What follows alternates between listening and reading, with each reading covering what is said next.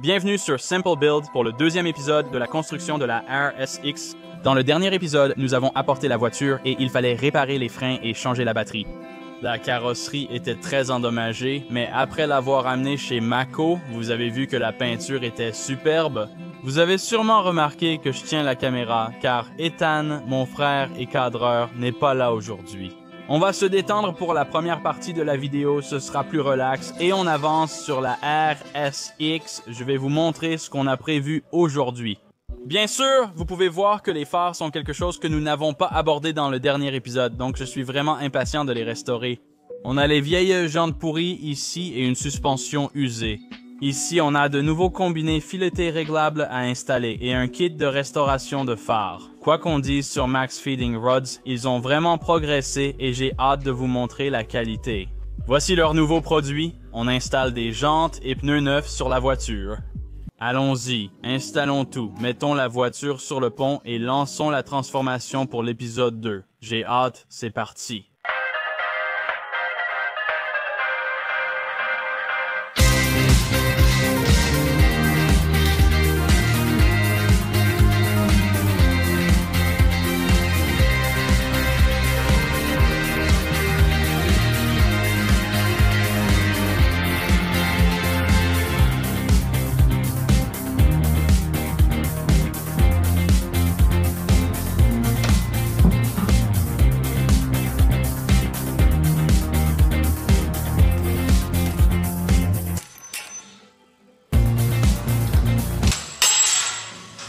Ouais, mec.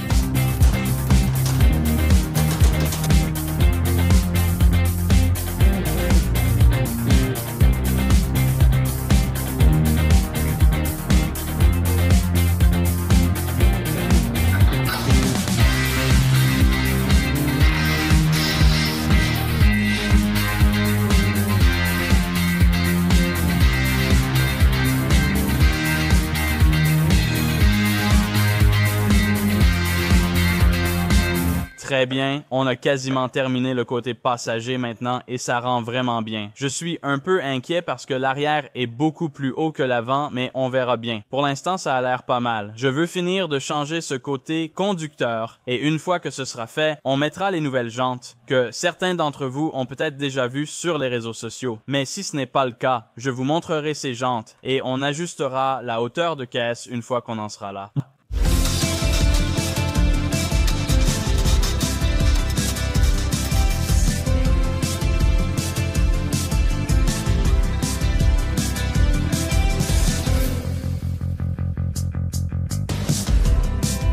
Veuillez excuser mes mains et mon visage sale. J'ai travaillé comme un fou pour installer la suspension, mais c'est quasiment terminé. Toute la suspension est en place et serrée, à part bien sûr l'ajustement de la hauteur de caisse. Alors, allons voir les nouvelles jantes. Voici la nouvelle configuration de roues et pneus pour la RSX. Ce ne sont pas les jantes les plus chères, mais les pneus et jantes sont neufs, équilibrés et prêts à être montés. Cette jante est jolie avec un design sympa. C'est un design quasi inspiré de la République française. J'ai hâte de voir le rendu sur cette voiture. Elle devrait bien s'adapter. On réglera ensuite la hauteur de caisse. Allons-y, abaissons la voiture pour voir le résultat. D'accord, dès le départ, c'est exactement comme je l'imaginais et ça va très bien rendre. Mais j'ai quelques inquiétudes. Je ne comprends pas pourquoi l'arrière est si bas. J'espère que cela s'ajustera en abaissant la voiture. On a mis des étiquettes car elles sont directionnelles. Ce montage me préoccupe aussi pour l'angle de braquage. Celle-ci est légèrement tournée à gauche, l'autre beaucoup. Je vais donc redresser cette roue pour voir sa position réelle. Donc, la roue droite serait à peu près ici. Voyons voir. Peut-être que je me trompe et que c'est parfait. Ah oui, celle-ci est clairement décalée. Celle-là est complètement tournée vers la gauche et celle-ci tourne vers la droite. Le parallélisme est totalement déréglé. On va probablement devoir faire un petit réglage de parallélisme dans la rue avant de l'emmener chez le spécialiste pour faire le vrai alignement. On peut la redescendre pour voir sa hauteur de caisse, mais je pense qu'elle sera trop basse à l'arrière. Je n'en ai aucune idée. Allons-y, baissons-la et voyons où on en est. Bien sûr, il suffit juste d'ajuster les biellettes de direction extérieure pour qu'on puisse faire un petit parallélisme rapide dans la rue. La méthode bricolée et économique sur le tas. C'est la solution rapide pour l'emmener dans un vrai atelier de parallélisme. Wow, l'avant est presque parfait en hauteur de caisse. De ce côté, c'est bien et de l'autre aussi. Cet ajustement est très beau, à l'avant, juste au-dessus d'un espace d'un doigt. C'est là que j'aime qu'elle soit. Il va falloir qu'on règle le parallélisme là. Ce n'est pas si mal, mais l'arrière, je ne sais pas quoi faire pour l'arrière. Ce n'est pas bon, il faut descendre de 4 cm. Voyons ce qui se passe en relâchant le frein à main. Voyons où on en est. Oui, il reste 5 cm, donc il faut baisser l'arrière de 3 à 4 cm. Globalement, ce n'est pas mal. La voiture avance très bien.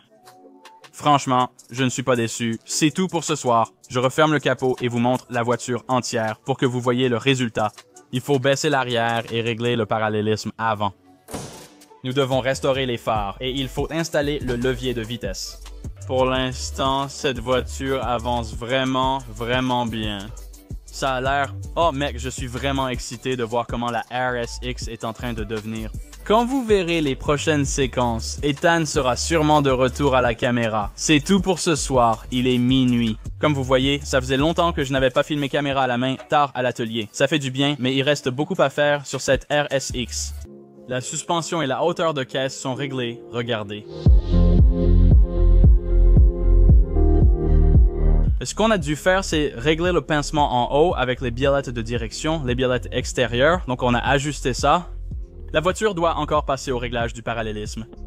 Et puis à l'arrière, on l'a encore un peu rabaissé, donc maintenant c'est réglé de ce côté-là. Allons nettoyer ces phares pour vraiment compléter l'apparence extérieure. Jusqu'à présent, je voulais juste vous montrer avec les roues droites. L'ajustement est maintenant bien droit et cette roue aussi est bien droite, donc tout est parfaitement réglé. Avec mes moyens, il faut aller chez un spécialiste du parallélisme pour un vrai réglage. L'ajustement de la suspension semble bon. Passons à la restauration des phares. Tout est protégé autour des phares, prêt à commencer avec le restaurateur Turtle Wax sans outils. C'est économique et facile. Allons-y.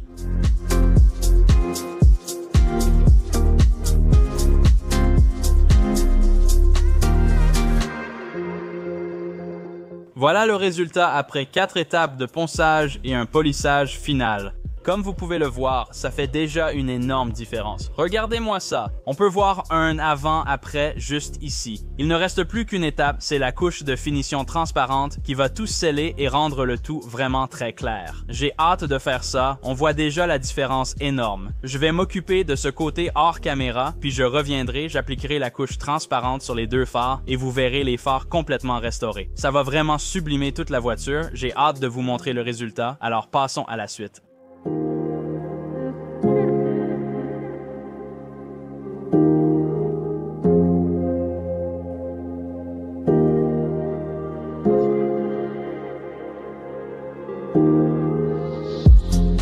Très bien, on vient d'appliquer la base sur le phare, il faut maintenant laisser sécher, puis on passera le chiffon de finition. Voilà le résultat de la restauration des phares, je trouve que c'est 10 fois mieux, et ce petit kit en vaut vraiment la peine.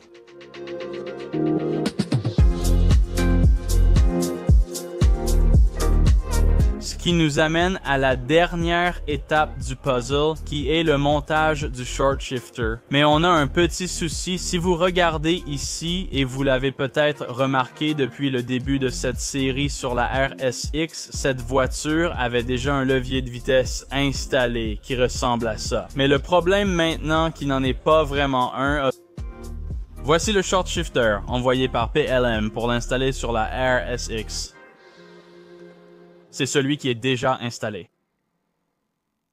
Tu vois ce que je veux dire? Et ce n'est qu'en regardant de près ce short shifter ici, à côté de celui qu'ils ont envoyé, que j'ai réalisé que cette RSX avait déjà un short shifter Private Label Manufacturing installé.